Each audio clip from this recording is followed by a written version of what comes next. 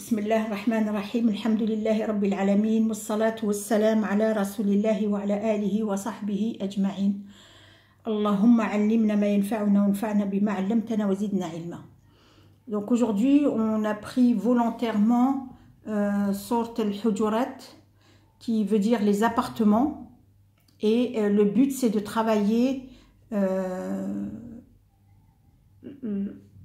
le comportement, puisque le prophète alayhi salatu salam, quand Allah Azza wa Jalla l'a envoyé, c'était pas pour la prière, c'était pas pour le jeûne, c'était pas pour les piliers, c'était tout d'abord pour changer le comportement des Quraysh.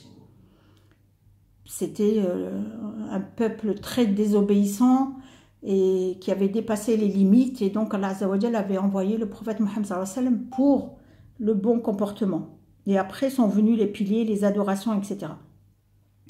Donc si on prend Sourate al-Hujurat, qui veut dire les appartements, c'est une sourate de 18 versets, donc elle n'est pas très longue du tout. Mais ce qu'il y a de marquant, c'est que dans cette sourate, il y a 5 fois, Allah Azza wa Jal appelle les croyants. Il dit « Ya ayyuhalladhina amanu » « Ô vous qui avez cru ». Donc il ne parle pas des musulmans, il parle de la croyance. La croyance, c'est un niveau au-dessus des piliers de l'islam. On a l'islam et on a après el mu'min. Donc là, il appelle el mu'minun, il appelle les croyants. Et 5 fois, pour une sourate de 18 versets, ça fait beaucoup. Ça veut dire qu'il y a des messages à transmettre. Donc moi, je la diviserai en plusieurs parties. La première partie, les premiers versets, je dirais jusqu'au verset, jusqu'au verset 5, Allah Azza wa Jal nous apprend à nous comporter avec le prophète Mohammed sallallahu alayhi wa sallam. Donc, entre autres, dans sa mosquée. Hein, pour celles qui ont déjà fait l'Umrah, je ne sais pas si vous avez constaté des choses, mais le comportement n'y est pas du tout. On crie, on parle fort, on parle de tout et de rien. On n'est pas du tout dans le comportement qui nous est demandé par Allah Azza wa Jal et par notre prophète Mohammed sallallahu alayhi wa sallam. Donc Allah Azza wa Jal ici il nous apprend à nous comporter. Et en fait, quand le prophète Mohammed sallallahu alayhi wa sallam est sorti de Mecca et est arrivé à Médine, les Mecca c'était des Quraysh. Huwa Qurayshi, Arabi, il est comme eux, hein, c'est un Quraysh, c'est un Mécois, Mohammed sallallahu alayhi wa sallam. Et il a dû quitter, malgré lui, sa ville natale. Il ne l'a pas fait avec cœur ouvert ou cœur joie, hein, je ne sais pas si ça se dit ça, mais il était triste de quitter, comme tout le monde, hein, on ne quitte pas son pays natal où on a grandi, et pour aller à l'inconnu. Mais Allah Azza wa Jal, pour le protéger et pour qu'après il puisse transmettre toute la science, qu'il puisse nous la transmettre, donc il y a eu la hijra vers Medina Munawwara où les Médinois l'ont très bien reçu, l'ont accueilli, mais ça ne veut pas dire qu'ils avaient la science. Ils n'avaient pas eux aussi la science. Mais ils étaient prêts à apprendre. Ils étaient prêts à connaître le prophète alayhi Muhammad sallallahu alayhi wa sallam. Ils étaient prêts à le rencontrer. Ils étaient prêts à se présenter, etc. Et donc, le Hujurat, quand on dit les appartements, c'est les appartements de nos mères, hein, Ummahat al-Muslimin. Donc toutes les épouses du prophète alayhi salatu salam, elles avaient un appartement. Quand on dit un appartement, c'est Hujra, c'est une petite pièce, hein, de quelques mètres carrés. Hein, bien sûr, c'est pas des appartements avec des étages et des balcons et des terrasses et des jardins et hein. Donc c'était des petits appartements, et chacune de ses épouses avait son appartement, et le prophète alayhi salatu salam allait chez l'une et l'autre en se déplaçant, mais elles étaient collées, et les appartements étaient collés, et c'était autour de la mosquée. Donc ces Médinois, quand ils venaient voir le prophète Mohammed sallallahu alayhi wa sallam, ils n'avaient pas le comportement. Donc ils venaient, ils étaient ravis de venir se présenter déjà, et ils criaient « Ya Muhammad, Ya Muhammad !» Et Allah Azza wa Jal dit on n'a pas le droit d'appeler le prophète Mohammed sallallahu alayhi wa sallam. Certains rentraient carrément dans les pièces, parce qu'il n'y avait pas de porte, hein, vous pensez bien.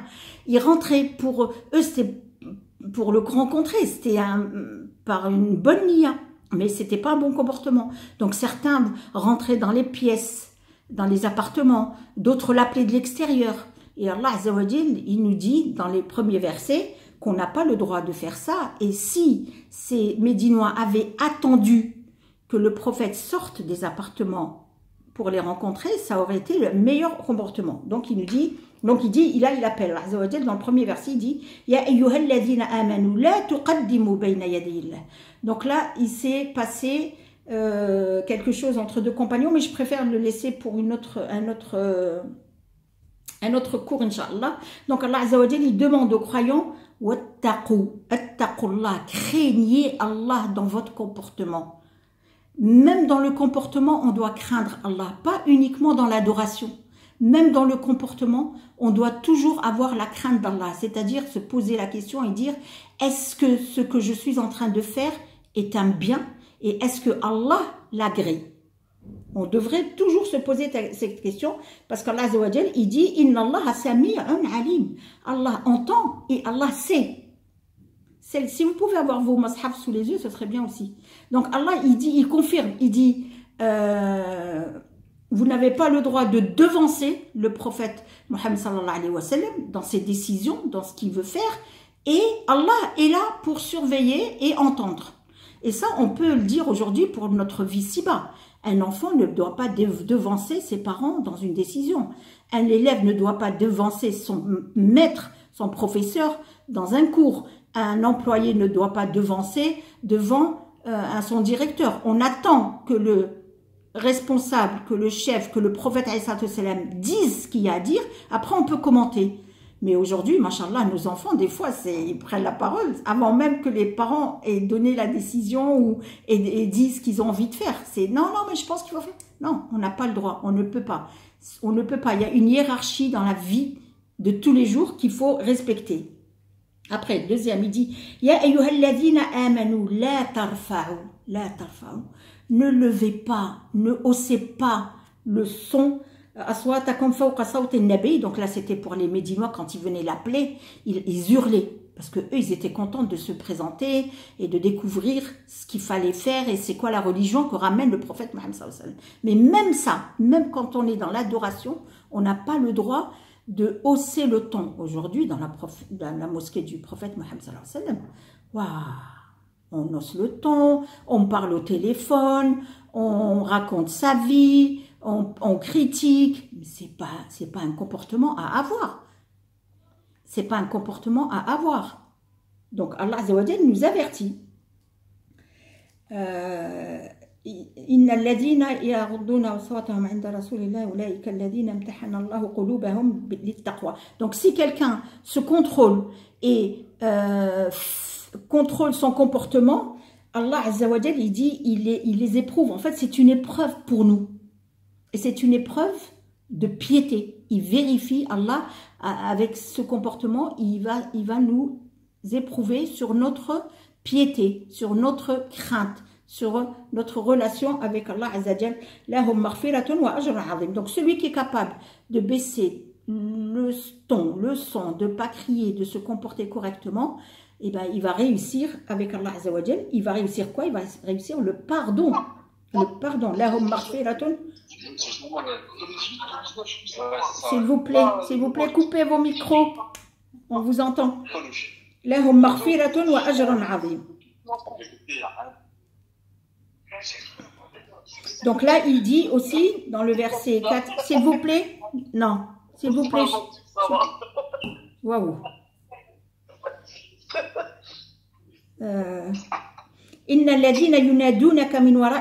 Donc c'est ceux qui viennent et qui l'appellent par derrière les appartements.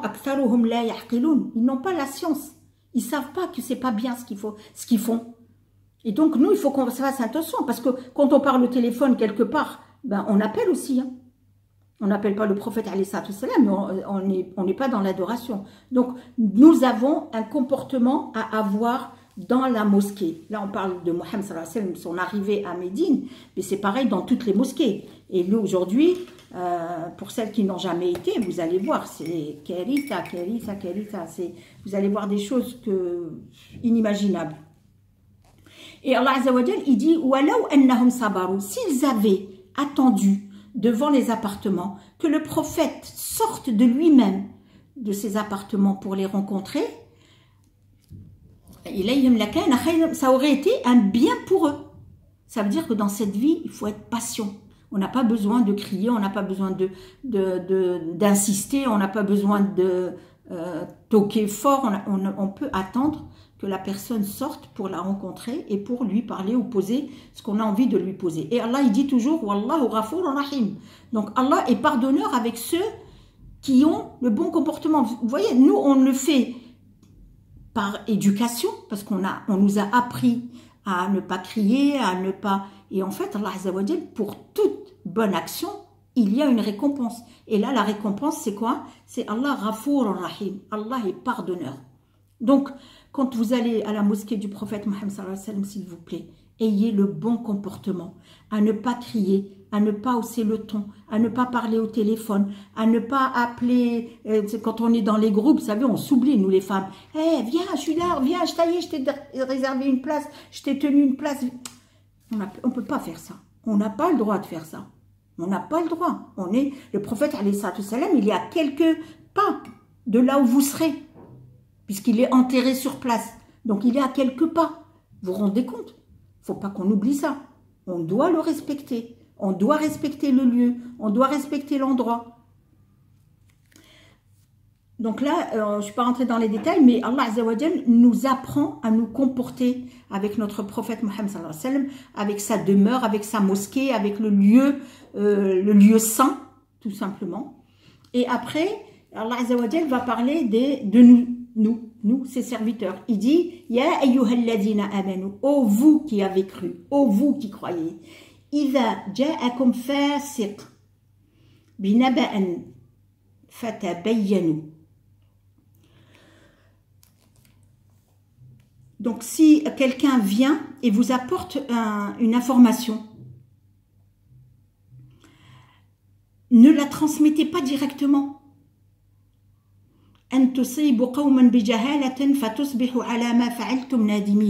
Quand vous, aujourd'hui, nous on le fait avec tous les messages, les Facebook et les WhatsApp et les réseaux sociaux. Quand on reçoit une information, nous on clique direct et on partage. Je parle de moi-même, hein. Mais on est censé vérifier si cette information est vraie avant de la transmettre. Pourquoi? Parce qu'Allah Azza wa Jal, il dit sinon, il va s'avérer que cette information a été fausse et vous allez regretter de l'avoir partagée. Et des fois, on partage à des centaines de personnes sans même se rendre compte. Quand on est en public, eh ben, ça arrive, ça traverse tout le monde. Donc, nous sommes responsables d'une information que nous transmettons à tous les niveaux. On ne peut pas dire, ouais, mais je ne sais pas, on me l'a transmis, je l'ai envoyé. Non, non, nous sommes responsables. Quand Allah Azza wa Jal dit quelque chose, ça veut dire que derrière, ça peut être grave. Donc, ne partageons pas d'informations si on ne l'a pas vérifiée et qu'on n'est pas sûr qu'elle est bonne. Parce que sinon, derrière, on va regretter. Imaginez dans ce Hajj, vous transmettez une information sur une adoration, n'importe laquelle, vous dites, bah voilà, quand vous arrivez à Mina, il faut faire ceci, cela. Mais en fait, vous n'avez pas vérifié. Parce que on vous l'a envoyé, vous la transmettez. Ben vous, peut-être qu'à un moment donné, vous allez vous rendre compte qu'elle n'est pas bonne. Mais celle qui l'a reçue, les centaines qui l'ont reçue, ils ne vont pas se rendre compte et ils vont l'utiliser. Et les torts reviennent à qui? Donc je pense qu'il vaut mieux se limiter à son écran, recevoir, vérifier et rester à sa place que vouloir partager sans avoir la bonne information et après prendre des risques que cette information soit fausse. Qu'elle soit fausse. Donc on doit réfléchir. On n'est pas libre de tous nos actes parce qu'on partage. Et vous savez que dans le partage, je l'ai dit la fois dernière, on peut être dans la bonne action, sadaqa jariya, parce que vous donnez, vous partagez, vous êtes dans le bon. Donc Allah Azza wa Jalla, Inch'Allah, il va le compter dans Mizan Hasanat. Mais si elle n'est pas bonne, c'est aussi une sadaqa jariya, mais dans le mauvais. Donc ça décompte votre compte, ça ne va pas le augmenter. Je ne sais pas si vous comprenez ce que je dis, mais si on analyse le verset, ben, franchement, c'est grave. Donc, on doit vérifier, on doit être armé de science, déjà.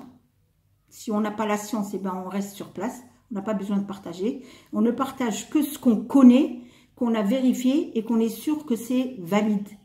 Là, on peut le partager. Et Inch'Allah, derrière, il n'y aura pas de regret. Mais si vous partagez toute information qui vous arrive sur votre téléphone, votre écran, sans même l'avoir partagée, parce que, soi-disant, faites confiance à la personne ou à votre groupe ou à votre agence ou à votre je sais pas qui, et l'erreur peut arriver à tout le monde, hein, on n'est pas à l'abri de se tromper. Donc, ne soyez pas responsable de quelque chose que vous ne connaissez pas ou que vous n'êtes pas capable de porter demain, et en plus, surtout avec Allah Azza wa Jal. Donc, Allah Azza wa Jal, il nous dit « Wa'alamu anna fikum rasoul ».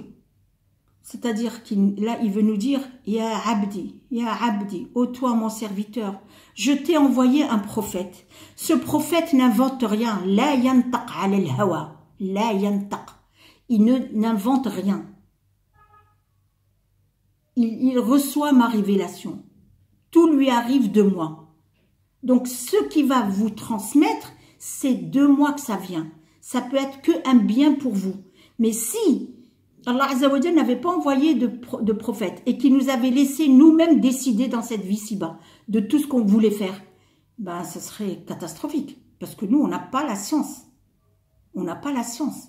Donc, faisons confiance à notre prophète, alayhi salatu salam. C'est Allah qui le dit, hein, c'est pas moi. Wa'alamu anna fikum rasulallah.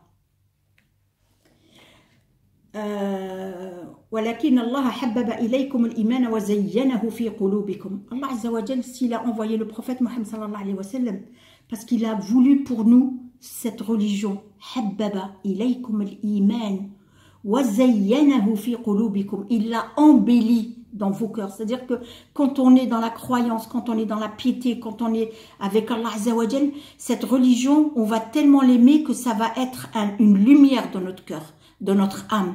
On va pas s'ennuyer, on va pas sentir qu'on est démuni parce que on a toute la force d'avoir Allah Azza wa Jal avec nous et d'avoir notre prophète Mohammed sallallahu alayhi wa sallam qui est notre école, qui est notre enseignant. Donc Allah Azza wa Jal ici, il veut nous apaiser les cœurs. Il dit, Ya Abdi, pourquoi tu veux chercher ailleurs alors que moi je t'ai envoyé un prophète, je t'ai envoyé un enseignant qui va te transmettre ce que moi je lui ai demandé de te transmettre. Donc ce qui t'arrive, que toi tu penses que c'est un mal, mais en fait c'est un bien.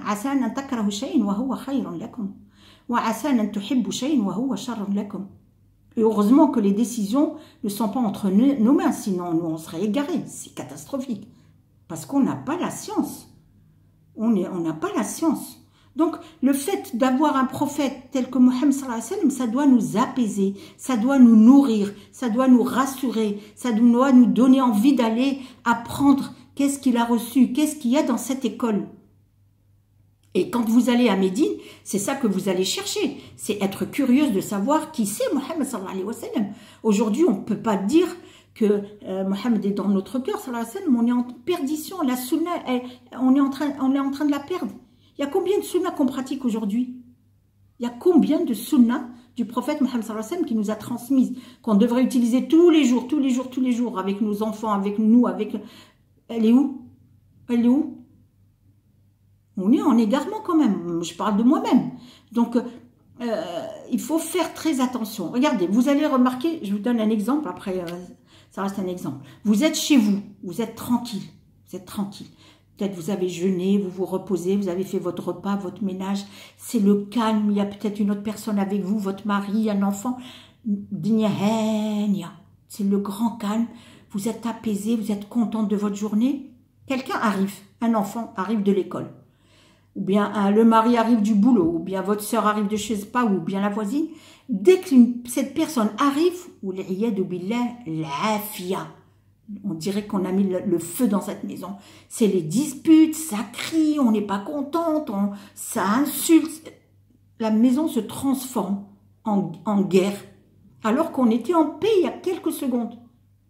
Vous savez quoi? C'est parce que cette personne, elle a ramené avec elle Shaitan. Shaitan, il est à côté, il est là. Il a juste envie de participer à notre vie pour nous égarer. Donc, si je rentre pas avec le pied droit chez moi, je dis pas Bismillah, Assalamu alaykum, je salue. Assalamu alaykum, s'il y a quelqu'un, si la maison est vide, il y a personne, je dis Salamu alayna, les anges et moi avec eux. Ça, c'est l'enseignement du prophète Mohammed sallallahu alayhi wa sallam. Et Shaitan, il peut pas rentrer. Il peut pas rentrer. Et je peux vous raconter une petite histoire, c'est peut-être une blague, je sais pas, mais deux chayatines, hein, un gros et un maigre, qui se sont retrouvés, ça faisait longtemps qu'ils s'étaient pas vus. Et le fort, là, il dit au maigre, « Ya sahbi, qu'est-ce qui t'arrive? Pourquoi tu es comme ça? T'es amaigri, t'es malade, qu'est-ce qui t'arrive ?» Il lui a dit, « Ouais, mais moi je suis tombée dans une famille, ils me laissent pas manger avec eux, ils me laissent pas rentrer à la maison, ils me laissent pas aller au lit avec eux, ils sont tout le temps en train de dire Bismillah, Bismillah, je peux pas franchir. Donc j'ai faim, je suis dehors, je suis au froid, j'arrive pas à intégrer la famille. » L'autre, il lui a dit, « Oh, moi ça va. Moi, je suis avec une famille, ni connaissent Bismillah, ni connaissent Salam, rien du tout. Je rentre avec eux, je mange avec eux, je m'habille avec eux, je dors avec eux, je fais tout avec eux. Moi, je suis tranquille. Franchement, c'est la belle vie pour moi. » Et c'est ça la réalité. Donc, soit j'ai envie qu'il participe à ma vie et là, il va me détruire, et moi, et mon couple et mes enfants, et ça va être tout le temps la guerre. Soit je me dis, mais non, Arouda, protège-toi, apprends aux enfants. Celui qui rentre et qui rentre pas avec le pied droit, et dit pas Bismillah, il ressort. Un enfant, c'est pas grave. Il va ressortir, vous le faites une fois, 2 fois, 10 fois, c'est fini. Il va plus le faire parce qu'il va se dire, non mais laisse tomber, maman, elle va me ressortir autant que je le dise. C'est ça un enfant. Donc, c'est à nous de donner cette éducation-là. Ulaika hum ar-rashidun. Donc Allah il utilise beaucoup ses attributs, hein. Alim, Hakim, c'est ses attributs à lui, d'accord.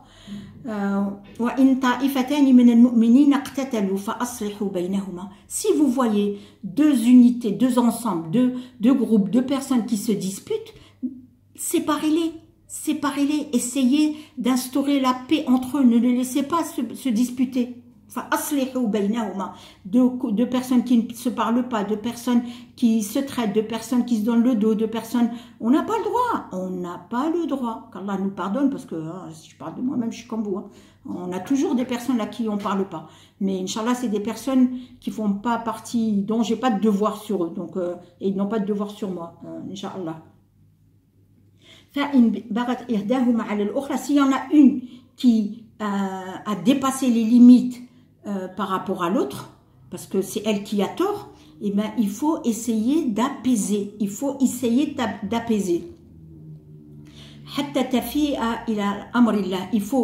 de trouver la bonne parole jusqu'à les remettre sur le chemin d'Allah. Donc on revient toujours à Allah Azza wa Jal et à notre prophète Mohammed sallallahu alayhi wa sallam. On ne peut pas se dire, mais moi je m'en fous, ça ne me concerne pas, je la connais, mais laissez qu'ils s'entretuent, mais c'est pas mon affaire. Aujourd'hui, on est comme ça un peu. Même entre 2 sœurs, la troisième, elle dit, mais laisse tomber, ils sont tout le temps comme ça, laisse tomber. Non, non. Vous avez les mêmes parents, vous avez la même maman, le même papa, il faut se remettre. Après, je ne peux pas dire que c'est facile, hein. C'est très difficile. Aujourd'hui, on est dans des fitanes ou l'iyad billah, mais on n'a pas le droit. Donc, si on n'a pas le droit, ça veut dire que demain, il y a un châtiment. Ça veut dire que demain, il faut donner des comptes, rendre des comptes. Ça veut dire que demain... donc, c'est pareil, vous, dans votre hajj. Si dans une chambre, vous êtes 4 et vous voyez qu'il y en a 2 qui se maltraitent ou qui dépassent les limites à cause de la clim, à cause du free. Vous savez, des fois, les disputes, ça commence avec quoi? Avec le frigo. Il y en a une qui fait la généreuse. Elle est généreuse. Elle achète des yaourts, elle achète des fruits, parce qu'il y a beaucoup de fruits là-bas. Elle achète des fruits. En fait, c'est des petits frigos qui est dans la chambre. Hein, c'est des tout petits frigos. Donc, elle remplit le frigo. L'autre, elle arrive. Elle a ramené la taille, elle a ramené des trucs de la maison. Donc, dans son sac, elle a besoin du frigo. Et elle va lui dire, non, mais tu te crois où? Tu as rempli le frigo, mais il n'y a pas que toi. On est 4, c'est pas comme ça. Oh, non, de la affaire. Alors qu'au début, c'était une bonne intention. Elle, quand elle a mis les fruits, c'était pour que tout le monde puisse en manger. Elle ne les a pas mis que pour elle. Mais l'autre, elle va lui dire, mais tu te prends pour qui? Et ça commence, après, pour l'éteindre. Vous savez que des fois, dans les hôtels, je ne parle pas de Mina, dans les hôtels, il y a tellement la guerre dans les chambres qu'il y a des fois des dames qui dorment dans le hall de l'hôtel, en bas, à la réception. Et quand on passe, on dit, mais tu fais quoi ici? Pourquoi tu étais là? Elle dit, parce qu'on ne m'a pas laissé dormir, il y a des disputes, il y a la clim qui est trop forte, il y a Hadi. Elle va dormir dans le hall. Wesh, elle n'a pas payé comme toi. Elle a payé comme toi. Elle a les mêmes droits que toi.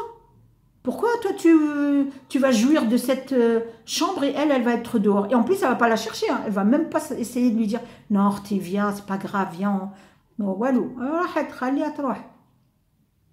C'est pas ça le hajj. C'est pas ça le hajj. C'est pas ça le hajj.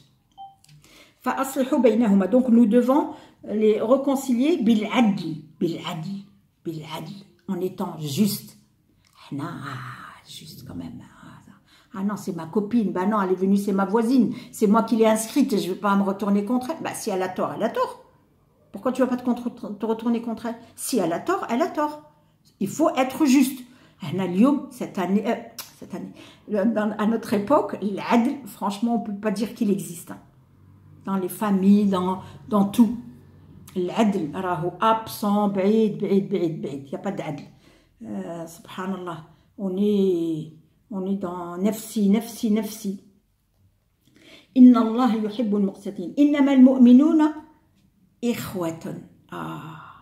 Il dit que les croyants sont des frères et sœurs. Donc quand vous allez partir à la Mecque, vous êtes des frères et vous êtes des sœurs. On va parler des sœurs, on ne va pas parler des frères. Vous êtes des sœurs. Même sans vous connaître, vous êtes des sœurs parce que vous êtes toutes venues au nom d'Allah wa Rasulallah sallallahu alayhi wa sallam. Donc dans les hôtels, les disputes c'est dans les chambres, les disputes c'est à l'ascenseur, les disputes c'est pour monter dans le bus, c'est les disputes pour tout. Vous allez voir des coups de coude, des coups de poing, des coups de... il y a des gens qui montent carrément, pour monter dans le bus, ils montent par la fenêtre. C'est pas comme ça là. Alors il va mettre sa femme, il va la mettre devant lui, et attention, il y a la princesse, il la fait monter, ou l'autre là, il s'en fout. Je lui dis, mais attends, et moi? Et moi, je suis rien, moi. Voilà, il monte sa princesse, il monte derrière elle, parce que quand même, c'est son mari, il faut qu'il monte. Ou l'autre là, elle a reçu un coup de poing, elle a reçu un coup de coude, et elle est rejetée derrière. Non, mais c'est pas ça le bon comportement. Et vous allez le voir. C'est inévitable. Innamal mu'minuna ikhwatun fa aslihu bayna akhawaykum.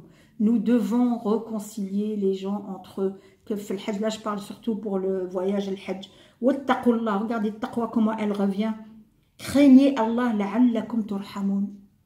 Pour peut-être avoir la miséricorde d'Allah Azza wa Jal. Donc la miséricorde d'Allah Azza wa Jal, je peux la gagner, mais en ayant la piété, en ayant la crainte d'Allah, en voulant à l'autre ce que je veux, moi, pour moi. Je ne peux pas vouloir à l'autre ce que moi, je ne veux pas pour moi. Non, ça ne marche pas comme ça. Ça ne marche pas comme ça. La'allakum turhamun. Ya ayyuhalladhina amanu. Encore, il appelle les croyants. La yaskhar qawman min qawman asa an yakuna khayran minha. On n'a pas le droit de se moquer de l'autre. Parce que peut-être que l'autre, il est mieux que nous. Donc là, la moquerie, franchement, nous les femmes, on sait faire. Et on se moque, on fait le ramaza, le clin d'œil. Ah, tiens, c'est de celle-là que je parle. Oui. Elle lui dit, Voilà. Donc on a parlé d'elle dans la chambre, et puis là, on la trouve avec la tête, avec le clin d'œil. C'est celle-là. Mais c'est pas bon. Ce n'est pas bon. Ce n'est pas bon. On n'a pas le droit de critiquer. Donc Allah Azza wa Jalla, il dit, et il appelle, ô vous, mes serviteurs, ô vous, mes croyants, ya ayyuhalladhina amanu, la yaskhar qawman. Donc un peuple n'a pas le droit de se moquer de l'autre, asa an yakuna khayran minhum. Donc là, il parle en général. Et qu'est-ce qu'il dit derrière? Wala nisa'un. Les femmes. Il y a nisa'. Donc là, il précise sur les femmes. ولا نساء من نساء عسى أن يكن خيرا منهن. Peut-être que moi je vais me moquer d'une sœur parce qu'elle est mal habillée, parce qu'elle n'a pas le look que j'ai, parce qu'elle n'a pas l'apparence que j'ai, parce qu'elle n'est pas dans le cadre que j'ai, mais si ça se trouve, elle est mieux que moi dans son cœur, dans sa relation avec Allah. Donc ne jugeons pas l'autre par son apparence, parce que l'habit ne fait pas le moine. L'habit ne fait pas le moine. Et nous, on a cette maladie, on ne peut pas se la cacher. Qu'Allah nous pardonne. Qu'Allah nous pardonne. On a cette maladie du cœur. On aime parler, on aime critiquer. surtout si elle est inférieure, elle sait pas parler, elle n'est pas habillée comme nous, elle a pas ramené le matelas pneumatique, là, je sais pas qu'est-ce que vous allez emmener, le parasol, qu'est-ce que vous allez emmener, le ventilateur, je sais pas qu'est-ce que j'ai lu encore. C'est des maladies du cœur. Tout ça, c'est la maladie du cœur. Ce n'est que la maladie du cœur. Donc, Allah Azza wa Jal, il dit attention aux femmes. ولا نساء من نساء عسى أن يكن خيرا منهن ولا تلمزوا أنفسكم ولا تنابزوا بالألقاب. Donc, on n'a pas le droit aussi de se moquer des noms, donner des surnoms. Oh, la petite là. Oh, la grosse. Oh, le kahla, la noire. Oh, la maigre. Oh, on est comme ça, on est comme ça. Si Allah le dit, de toute façon, si Allah le dit, c'est pas à discuter. C'est que on est comme ça. Et Allah n'aime pas qu'on soit comme ça. Donc, nous devons faire attention. Hein. Nous devons faire attention, attention. Hein. Allah n'aime pas ça. Donc, on n'a pas le droit de se moquer parce que l'apparence de la personne, elle est petite, elle est grosse, elle est grande, elle est blonde, elle est noire, c'est qui l'a créé comme ça? C'est qui l'a créé comme ça? Donc lui, il nous dit, faites attention. Et celui qui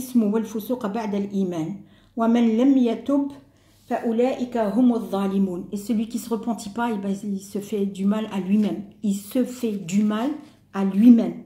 Donc, je crois qu'on n'a pas besoin. On ne va pas aller faire le hajj pour se faire du mal.